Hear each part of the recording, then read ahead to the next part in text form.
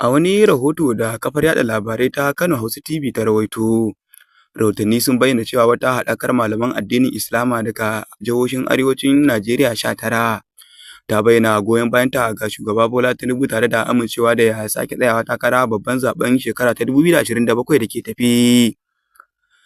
Haɗakar ta bayyana matsayarta ne yayin taro na Muslim Intellectual Forum, wanda a gudanar a ɗakin taro na Sir Ahmadu Bello Sabuwar Sakatariya da ke Dutsen jihar Jigawa.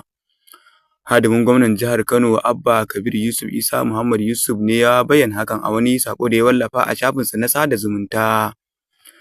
A cewar sa, taron ya haɗa malaman addinin Islama da masana daga jihohin arewacin ƙasar 19, inda suka bayyana amincewarsu da jagorancin Shugaba Tinubu da ƙoƙarinsa na magance matsalolin da ke addabar yankin, musamman matsalar rashin tsaro.